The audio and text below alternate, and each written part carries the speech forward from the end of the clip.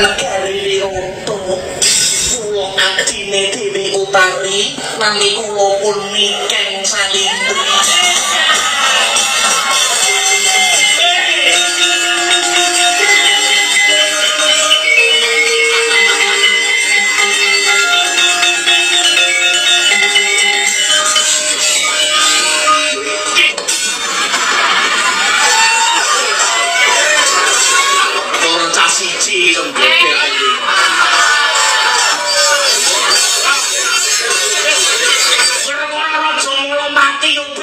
Sing penting aku iso metu karo dirimu. Kowe kuwi disawang saka kaduan Demes, disawang saka cedhak pantes, wiwit pucuk rambut nganti jempol suku, sabar pisan ora mau getek sirine.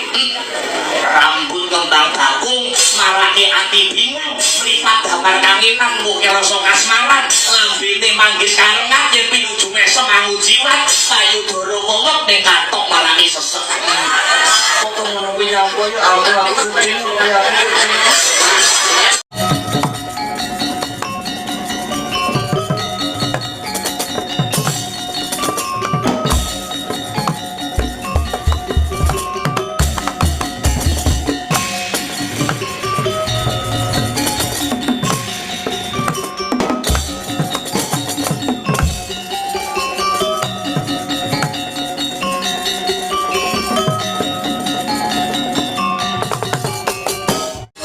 Sino karata mrestar tamtu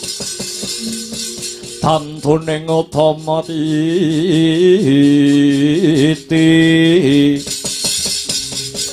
tetep dadi pangobaning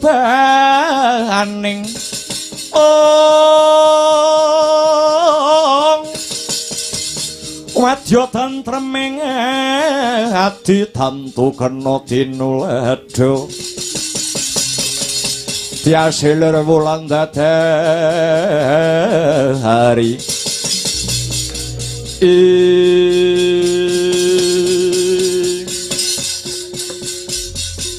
menawi mboten sisip ing pamawas punika Bapa Durna ingkang sarimbit kaliyan Paman Patih Harya Sengguni ingkang kepareng rawuh wonten ing kasatriyan Madukara. Iya Janaka iya. Pun Bapak prapta ing Madukara iki mung bakal nyocokake kabar kang sumebar pawarta ingkang wis warata. Apa pancen bener kapara nyata dina sak mengko jeneng sira Angger Janaka arep besanan karo kakangmu Jodipati? Apa bener sira Arjuna arep besanan karo kakangmu Werkodara, Ngger? Kanjeng Bapa Durna lakar kasinggihan dawuh jengandika Bapa.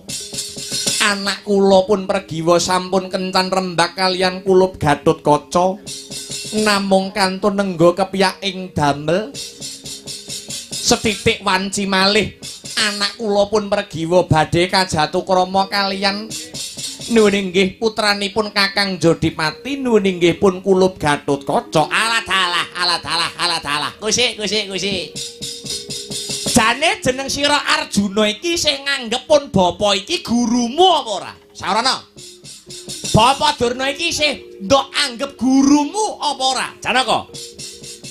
Bapa Durna paduka bapa mboten namung kula anggep minangka dwija kula, malah kepara kula anggep kadidene Sudarma kula piyambak.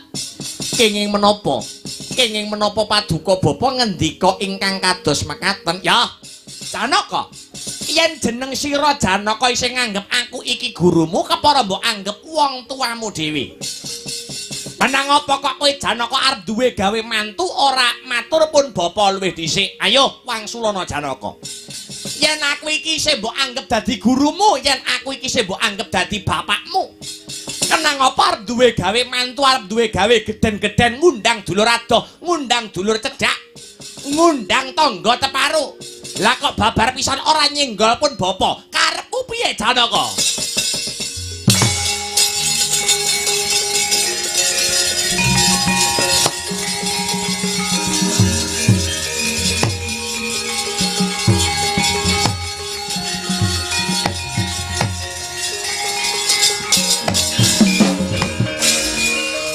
Ayo mangsulana Arjuna. Waduh Bapa. Jalaran saking katahing jejibahan ingkang sinangkul pundhak ngantos kula lepya asung pamarta lan matur dumateng jengandika Bapa Durna. Sok-sokne aja dibaleni ya Janaka. Merga ngrabekke anak kuwi ora waton grusa-grusu, ngrabekke anak ki ora mung kanggo sedina kang sarta rong dina, nanging sepisan dienggo selamase. Tur cara wong tuwa-tuwa biyen arep ngrabekke anak kuwi ana pitung-pitung sing gumathok Arjuna. Nur inggih. Nyuwun pangapunten Bapa Durna. Kowe sik. Pun Bapak arep takon luwih dhisik kelawan jeneng sira, Janaka. Babakan punapa Bapa Durna? Anakmu si Pregiwa sing bakal kok dhawuhake karo si Gatotkaca kuwi wis mbok itung karo itungan Jawa sing diarani itungan Pancasuda apa durung? Tak baleni. Anggonmu bakal duwe gawe ngrabekke anakmu si Pregiwa kelawan si Gatotkaca iki wis mbok itung nganggo itungan Pancasuda apa durung, Arjuna? Nuwun inggih dereng. Kepara kula nembe mireng menika mbok menawi ndhawuhaken putra kedang ngagem itungan ingkang sinebat Pancasuda kala wau. Wong Jawa kudu njawani Arjuna. Wong Jawa aja lali jawane, ora kena ampi awur-awur tundhone iki mengko bakal gelo tiba mburi. Inggih. Lajeng ingkang dipun wastani itungan Pancasuda menika jlentrehipun kados pundi Bapak Arjuna? Panca kuwi tegese 5, Suda kuwi wis ngarani. Inggih. Lajeng kersanipun ngene. Pancasuda kuwi jlentrehe dina kelairane manten lanang karo dina kelairane manten wedok dijumplah. Nek wis dijumplah terus disuda 555 kari turah pira kuwi jenenge itungan Pancasuda. Inggih. Lah lajeng yen dina kelairane manten lanang karo manten wedok wis kelakon dijumplah ndur disuda 55 kok entek kuwi tegese kobong utawa sampyuh durung nganti tutuk anggone bebrayan mantene mati kabeh kuwi yen disuda 55 ora nyisa. Cah yen disuda 55 kok turah siji kuwi jenenge pegat mati kuwi yo elek kuwi ora becik sak rampungé dedaupan mantene bakal mati salah sawiji. Nah sing paling becik yen disuda 55 turahe loro kuwi tegese jodoh. Yen disuda 55 turai 3 kuwi ya apik, kuwi ya becik, sak tiba malange bakal kepenak sing dadi uripe. Arep dodol bakal makmur, arep nandur bakal subur, usaha yo bakal sempulur Janaka. Lah, yen disuda 55 kok turah 4 kuwi jenenge pegat urip. Lupute manten kena godha njur pegatan, ya pegat sing dadi rejekine. Sak tiba tangine nyambut gawe ora ana asile kena diarani pedaringane bocor. Inggih. Mudhang ngerti paham? Inggih Bapak inggih ngestaken dawuh. Lah, saiki anakmu si Pregiwa arep ndok jodoke kelawan si Gatotkaca. Wis kok itung nganggo itungan Pancasuda apa durung Janaka? Dereng Bapak. Ah, saiki jajal diitung bareng-bareng. Si Pregiwa, anakmu wedok kuwi dina kelairane apa Janaka? Anak kula Pregiwa lairipun nggih Buddha Kresna. Buddha Kresna kuwi tegese Rebo Wage. Lakar kasinggihan Bapak. Rebo kuwi 7, Wage kuwi 4 dijumlah karo 7 kuwi 11. Inggih. Saiki si Gatotkaca dina kelairane apa Janaka? Gatotkaca menika dinten kelairanipun Tumpak Seta. Tumpak Seta ki tegese Setu Legi. Lakar kaluhuran kados mekaten. Setu ki 9, Legi ki 5, 9 tambah 5 14. Saiki dijumlah 14 ditambah 11. Dadine selawe. Selawe yen disuda 5. Wekasane entek kobong sampyuh bakale omah-omahe anakmu si Pregiwa lan si Gatotkaca Janaka. Jagat Dewa Bathara pasisane Bathara jagat.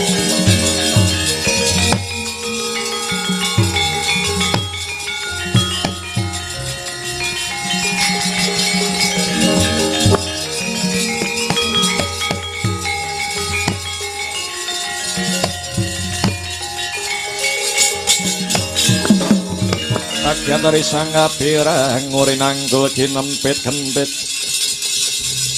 dosa ngarat enaning bawana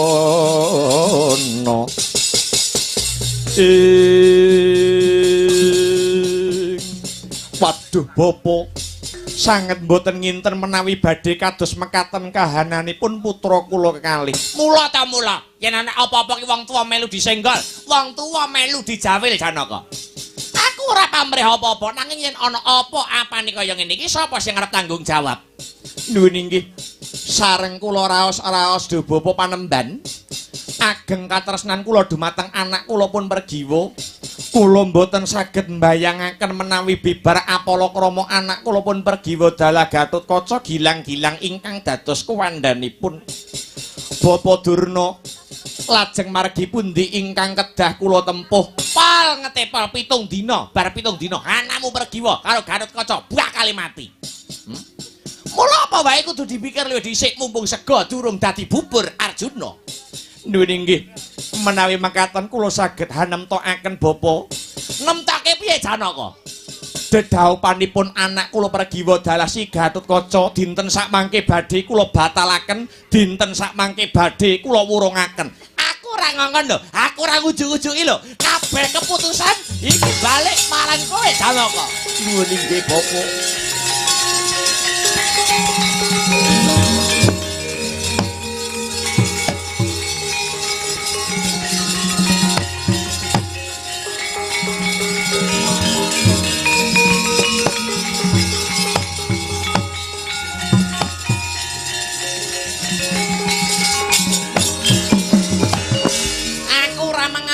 Arjuna, aku mau mengkondo ngilmu Jawa sing jenenge Pancasuda nanging kabeh keputusan kuwi balik marang jeneng sira Arjuna. Nuwun inggih. Sampun madhep Kang sarta mantep ingkang dados raos kawula. Luwun kula wurungaken dedaupanipun putra kula kekalih. Tinimbang nampi bebendu ingkang boten enteng. Ya, pancene kudu kaya mangkono. Nanging Bapa Durna, piye ana masalah apa maneh Arjuna? Janaka gadah damel menika namung kantun sak siliring bawang malih. Ha. Ulem utawi undangan sampun sumebar. Undangan wis nyebar. Nuwun inggih. Lajeng menawi kula gadah damel wurung, menawi Arjuna gadah damel batal, menapa mboten kucem ingkang dados asmanipun ingkang putra pun Madukara. Kabeh kuwi kena disikapi Arjuna. Aja mompo rasamu, kowe arep duwe gawe manten tetep ora apa-apa. Dilanjut wae. Lah lajeng ning mantene lanang disalini. Nah. Lah lajeng sinten ingkang dados liranipun bapa? Aku duwe jago. Yen iki mengko mbok ora bekke karo anakmu si Pergiwa nganggo hitungan Pancasuda asile bisa temonjo. Jago kok ora ana liya ya kuwi Atmajendra negara Ngastina si Lesmana Mandra Kumara. Lesmana Mandra Kumara iki dina kelairane Kemis Kliwon. Kemis Kliwon. Ha. Kemis ki 8. Kliwon ya 8, 8 tambah 8 16. 16 dijumplake karo dina kelairane Pergiwa ya kuwi 11 16 tambah 11 17. 17 ya disuda 5 5 5 5 5 turah loro. Jodoh ora ngono iki jenenge. Piye? Piye Janaka? Nuwun inggih. Menawi mekaten, kula sanget condong ingkang sarta rumajang. Menawi anak kula pun Pergiwa Jinatukrama kalian Atmajendra Ngastina nuwun inggih si Lesmana Mandra Kumara. Kuwi tenan. Nuwun inggih Bapa. Yen ana brontake anakmu si Pergiwa, kula piyambak ingkang badhe tanggung jawab. Ya. Yen pancen kaya mengkono, sineksenan bumi langit. Janaka tetep bakal duwe gawe ning mantene ya kuwi si Pergiwa, Kang Jinatukrama, si Lesmana Mandra Kumara.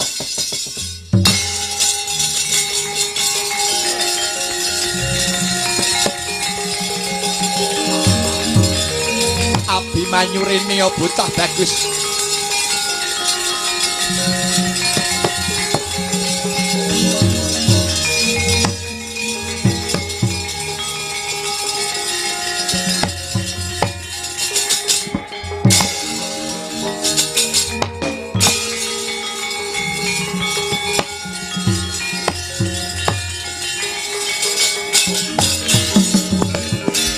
Anut lagoning Kurawa ing ngune patine Sang Abimanyu.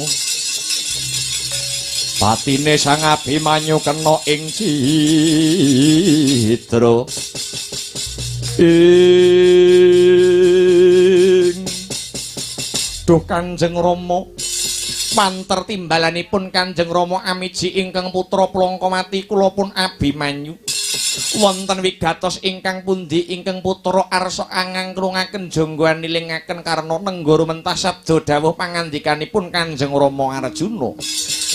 Abimanyu, kula wonten dawuh, kowe kuwi apane Janaka? Kula menika putra Paduka, kula menika Atmaja Paduka. Kewajibane anak marang wong tuwa. Anak wajib mbangun miturut menapa ingkang dados perintahipun tiyang sepah. Nek aku kandha ngulon, Abimanyu inggih badhe ngilen. Nek aku kandha ngetan, Abimanyu inggih badhe ngetan. Saiki ana kewajiban kang kudu ndok lakoni. Dina iki Abimanyu lumarapok ana kasatriyan Jodipati. Matura kelawan uwakmu Kakang Werkudara. Kalamunta jatuh kramane Gatotkaca lawan Si Pergiwa dina iki batal, dina iki wurung.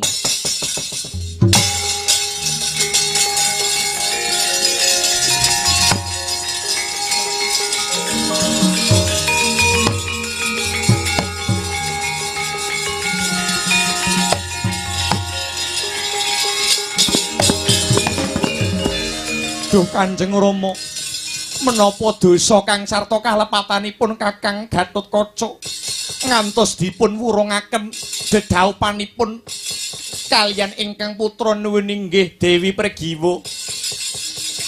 Kamangka kabar sampun sumebar, pawarta sampun waradin, layang utawi ulem inggih sampun sumebar. Kenging menapa kok Paduka Kanjeng Rama murungaken ingkang dados dedaupanipun Kakang Gatot kaliyan Dewi Pergiwa?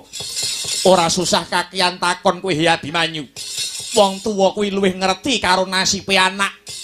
Kaya enggal budhal lumarap ana Jodipati.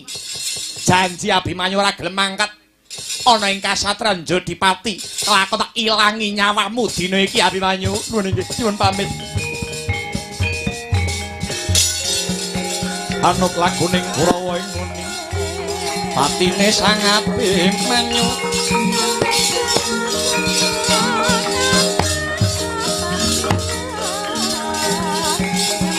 Patine Sang Abimanyu kena ing citra niat Sang Setyadi.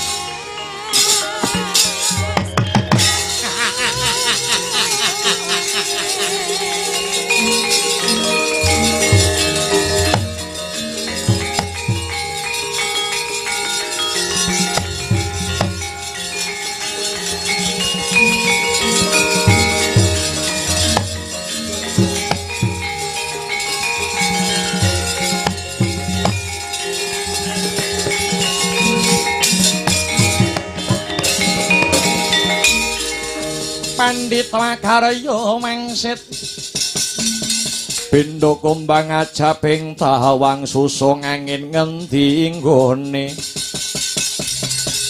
Susung angin ngendi gone miwang kali ing kahangkung.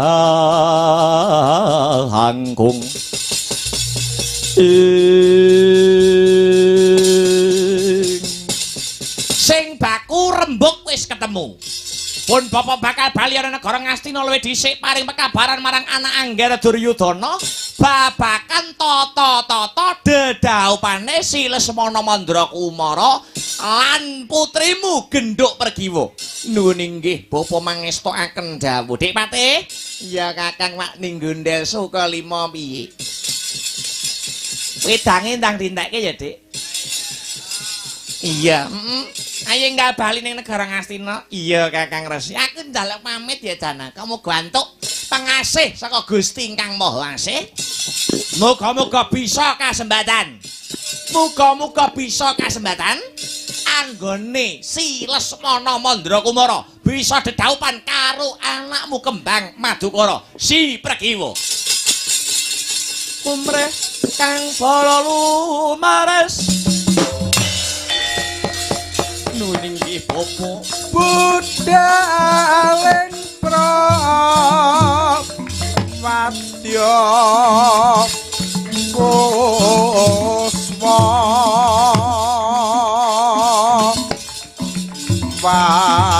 warna-warna busanane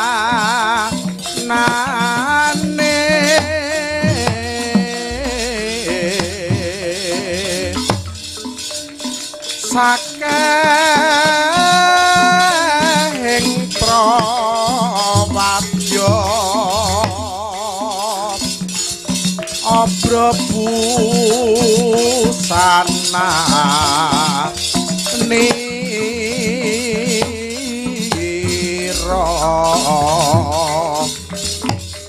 swarane rame gumuruh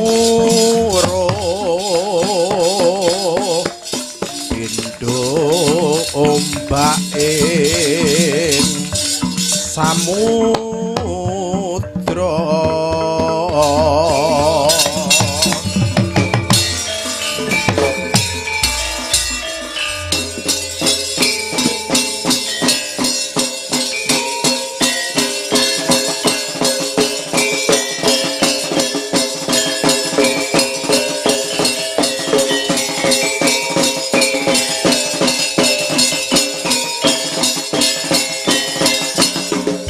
Ya.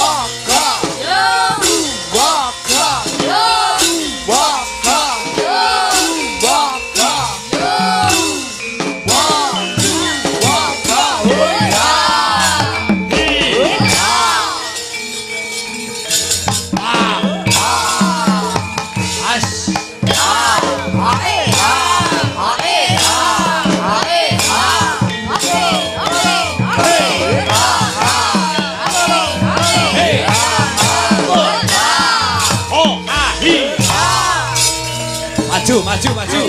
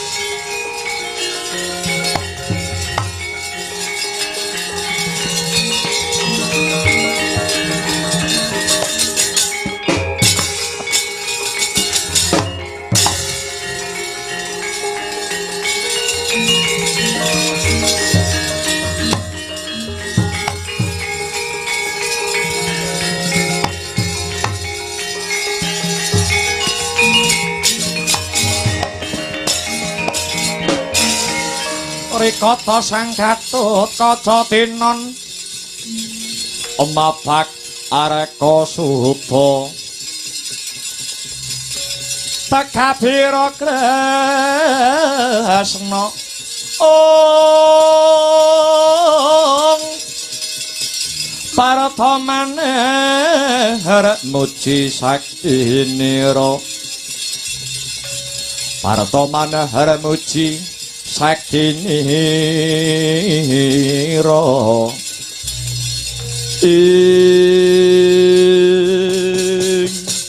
anakku bocah bagus bocah sigit bocah Jentara Gatot kula wonten dawuh Rama Kyai Werkudara mijingkeng putra kula pun Gatotkaca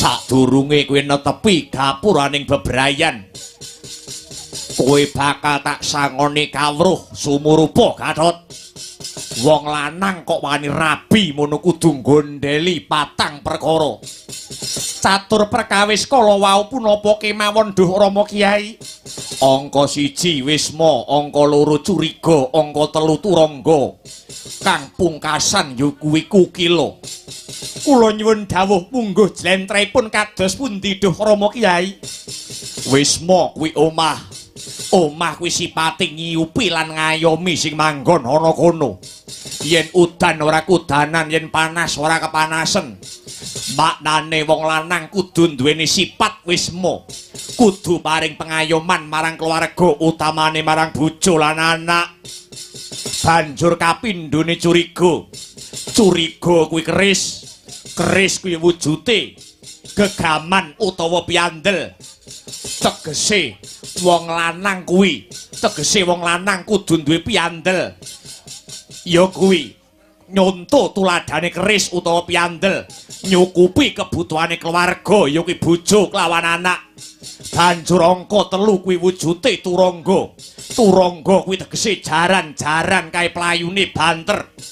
Maknane wong lanang kudu banter pamikire, landhep panggraitane. Wekasane wong lanang mau bisa ngrampungake perkara kalamun to sajroning bebrayan mau lagi ana perkara. Ewadene sing pungkasan, wong lanang salaki rabi kudu duweni watak kukila utawa manuk. Manuk kae swarane apik bisa gawe sengsem sapa wae kang ngrungokake. Tegese wong lanang sajroning omah-omah, tembung sak tembung kudu dijaga. Aja nganti gawe catu atine wong wadon. Jalaran wong wadon kuwi atine alus kesenggol swara banter sithik atine wis keronta-ronta. Nuwun inggih Rama Kyai, sedaya dawuh pangandika paduka badhe kula estokaken. Yen wis pancen madhep mantep sing dadi rasamu, aku dadi wong tuwa mung bisa njurung pandonga lan mangestoni. Muga-muga anggonmu bebrayan besok kalisa saka rubeda lan pangrencana apa wae le. Atut kaca.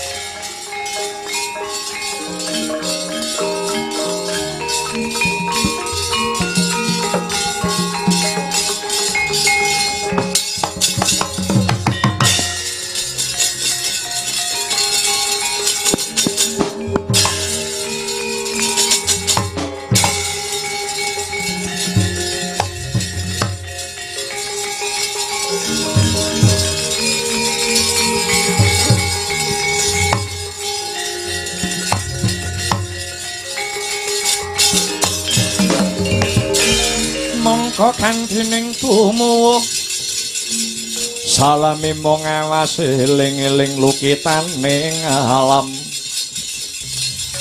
eling lukitaning alam kadiwedyaning dumadi ing bocah Plongkowati, bocah Tanjung Anom, Abimanyu sing teka. Nuwun inggih Dawa. Ana parigawe apa petrek-petrek tumuju kasatriyan Jodipati. Duh kunjuk aturwa. Mundi dawuh saking Kanjeng Rama Janaka.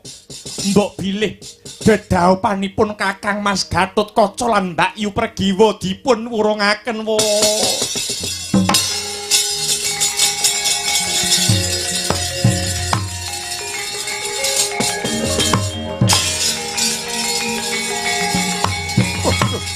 Rama Kyai.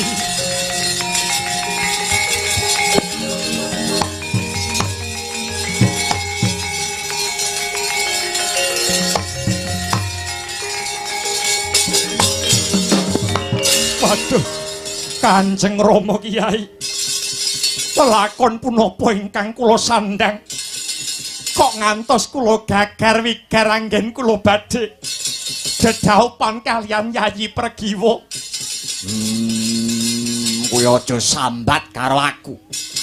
Aku ora mudeng apa sing dadi karepe Janaka. Ning nyatane kedadeane kudu kaya mangkene. Mbok menawa kurang nggonmu tirakat, bocah ora gelem poso, ora gelem melek. Dadine bocah ya kaya kowe ngono kuwi. Rabi kari ngenteni dinane wae dadak batal. Ora sudi duwe anak aleman miat. Mati aku.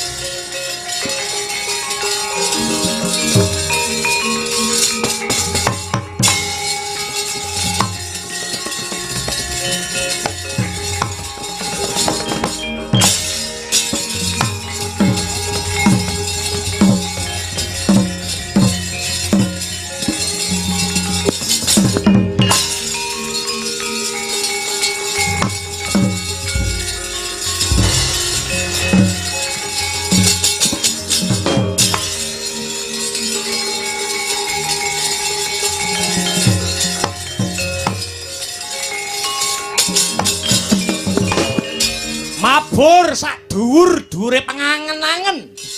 Yan Gatotkaca tansah ketok-ketokan gegambaraning endang Pregiwa. Weruh manuk raja wali sing mabur kaya weruh slendange Pregiwa.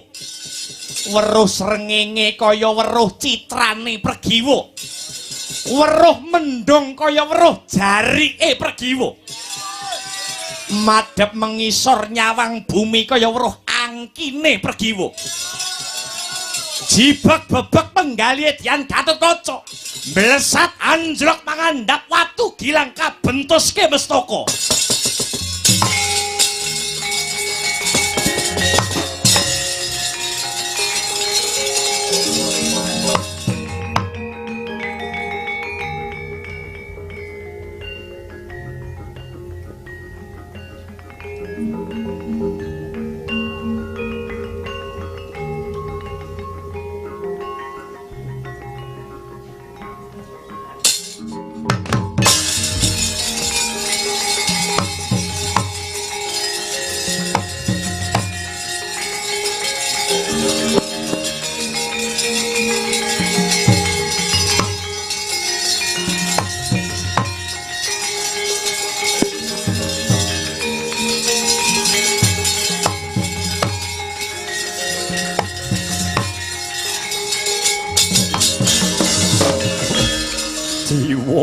Dewa, sirahku tak bentuske watu.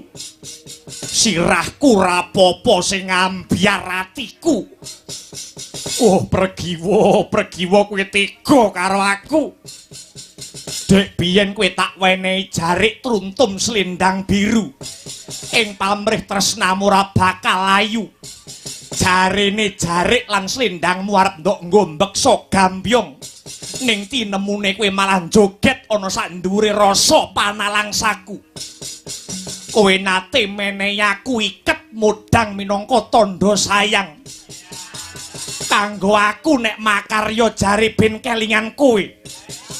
Ikete tak talekke sirah tinemune jebul sing merucut kowe saka pikiranku. Pregiwa, ajur mumur atiku. Wesi wae bisa teyeng apa meneh gur atiku sing gur ginawe saka daging lan getih.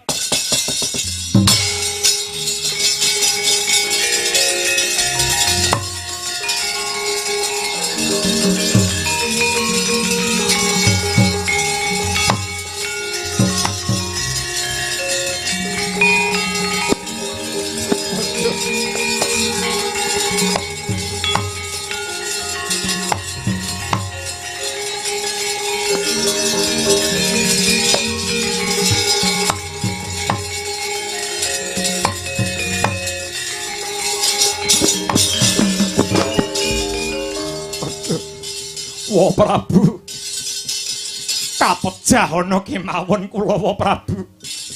Tinimbang kula nglampahi lelampahan ingkang kados mekaten remuk sakit batin kula. Musik to alon to. Kaya ngene iki aku malih kelingan rikalane kowe biyen lagi lair wis dadi jagone dewa. Ragamu wae dumadi saka tosan lan gegaman. Lah kok saiki kowe rabi batal kaya nangis iki piye? Wong lanang kuwi luwih jembar tebane, wong wedok wenang nolak, wong lanang wenang milih. Ki ugemono karo kaca. Karo dene jagat kuwi ora mung sak godhong kelor, isih akeh wong wadon kang ayune ngungkuli si Pregiwa. Kowe munggah kayangan njaluk widodari nyang para dewa, mesti bakal diwujuti. Merga kowe biyen tau labuh marang kayangan. Entuk widodari ora nyenengne. Widodari kuwi sipate panggah nom terus, ndak iso tuwek gek bar diprawani let sedina pulih neh prawane. Widodari ora demen kowe duwe bojo selawase jek perawan ngono ora demen.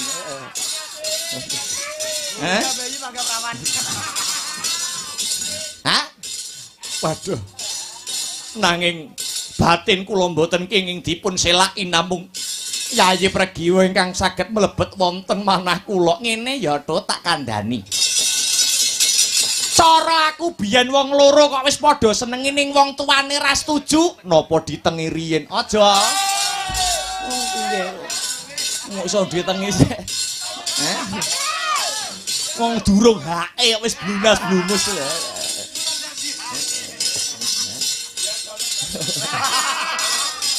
Nek cara nom-nomanku biyen, bapake utawa ibuke ra setuju colong gawa lunga.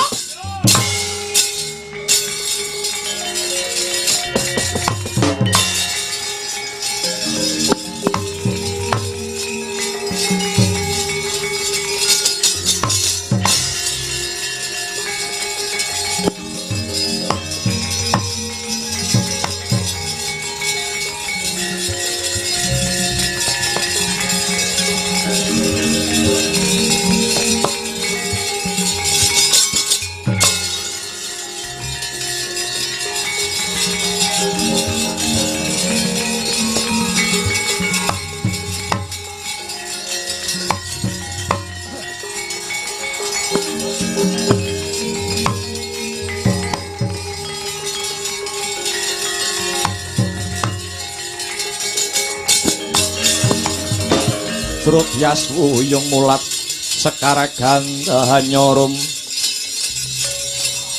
mulat sekare gandha nyorum angre rujit nolo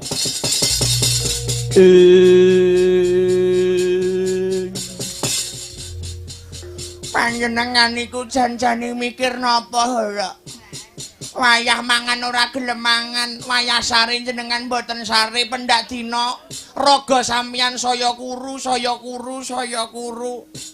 Dahar nggih Gusti Ayu. Mopo jamban? Dahar nggih kula pendhet nggih. Mo.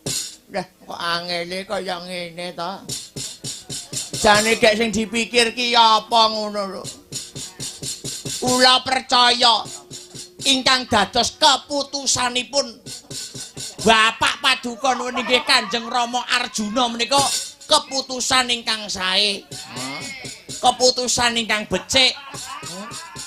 Anggenipun badhe ndhaupaken nyan.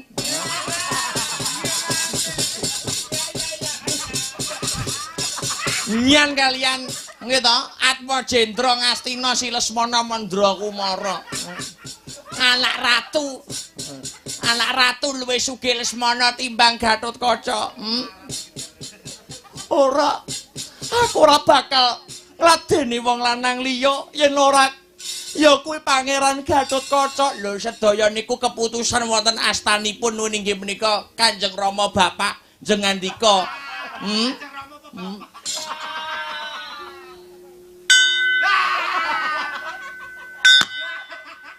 Ana tamu biyung mbak nggih Mas sapa ya ini kok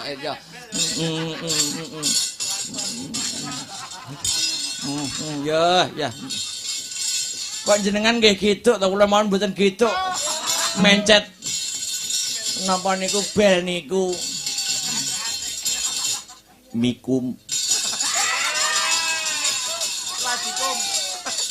mikum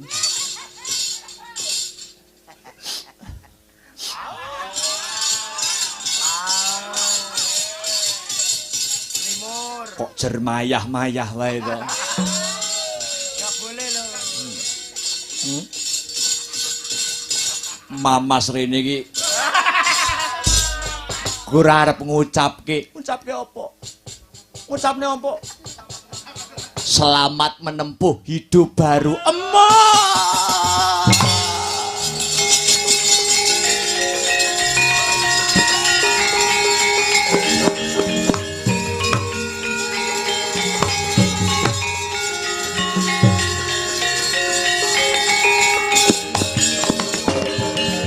Yo ngemban dalem iki duit 50 tukokno rokok ning Tulungagung. Yo adohe. Engko ora arep nundung arep ngusir rek. Tak tukokne rokok ning Tulungagung.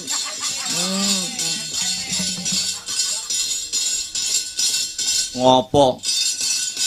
Aku emoh nyapa wis dijodhokne karo wong tuamu.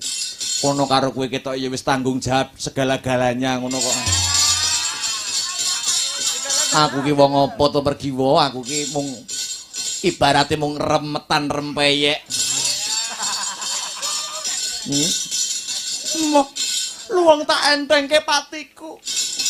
Luwung tak entengke patiku nek lakone kudu kaya mangkono. Ayo kawin lari.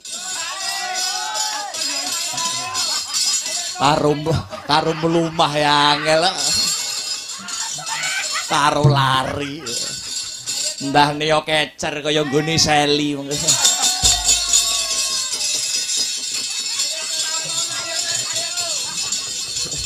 Lho bojoku wong ayu lah kae kok bocah.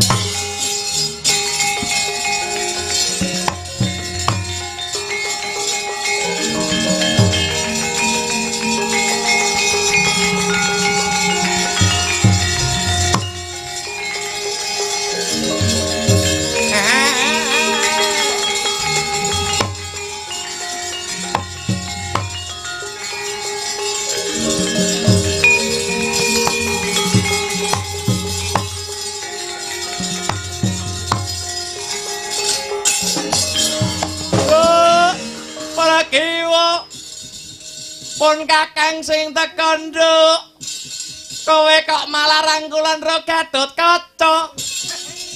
Iki piye jane maksudmu?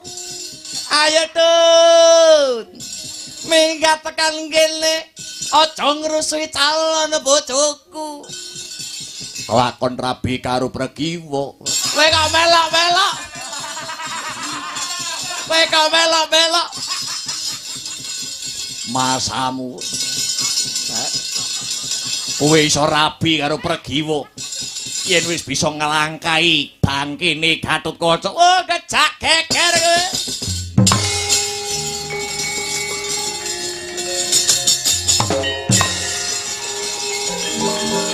Mundur Pregiwa.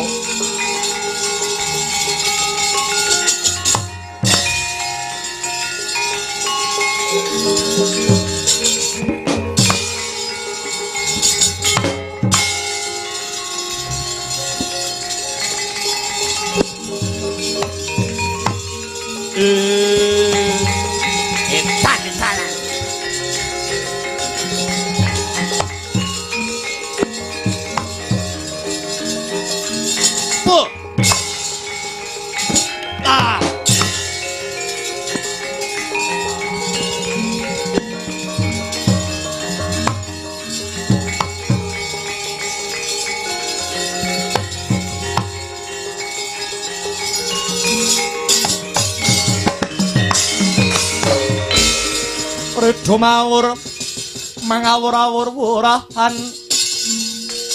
pangarane ngajurit gong maguru kongso tatak kaya butula wara pandriting turangga hesti menyemeng dwaja kang kekitir ora kata ingkang dwaja Dwaja lelayu sebit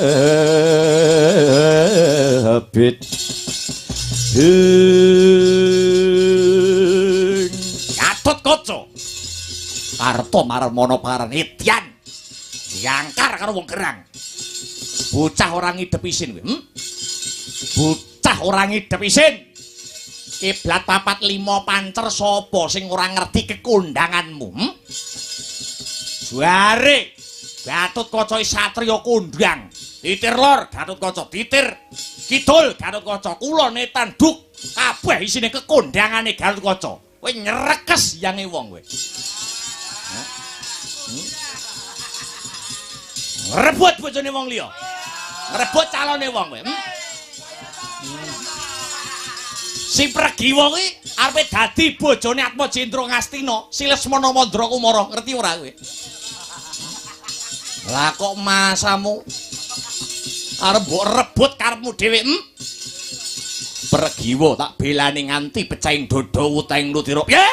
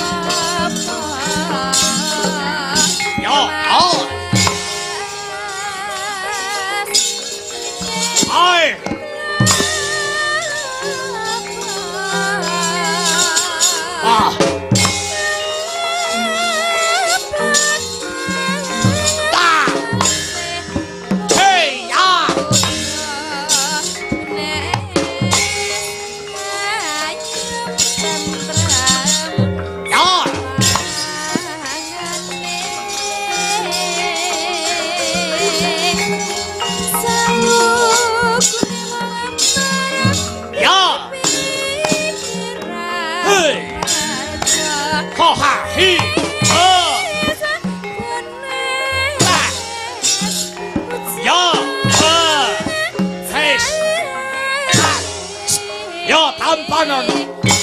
Hei. Hei. Hoi.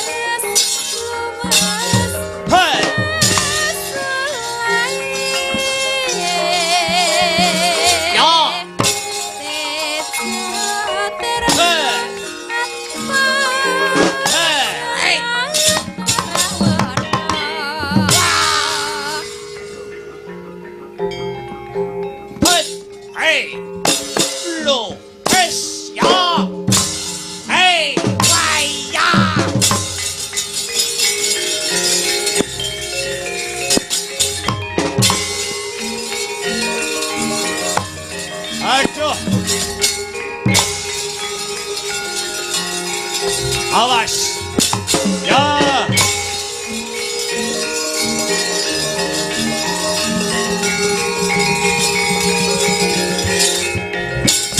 Manuto dadi bandan. Ayo cobanen kasektening Gatotkaca Edian.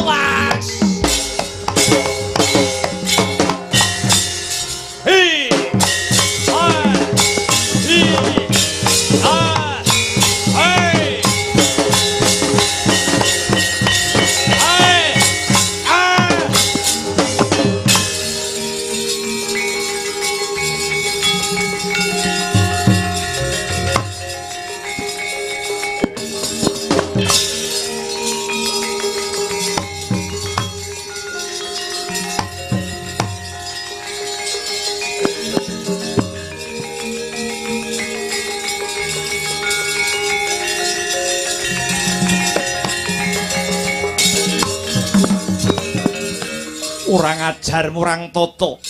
Bocah ora ngidep isin. Wis ngerti dedaupane batal kok isih meksa menteng kelek ngendal-ndalke. Pergiwa badhe kula belani ngantos teteh sing ludira ingkang pungkasan bosen urip parat kowe.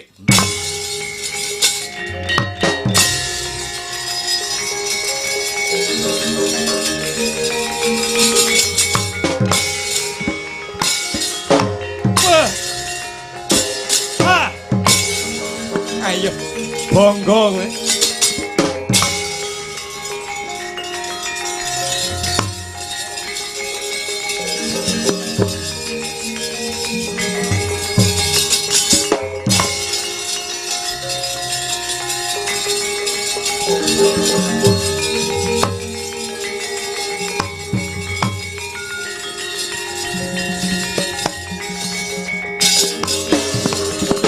Sikara tandang risang bayu siwire tungkul manembah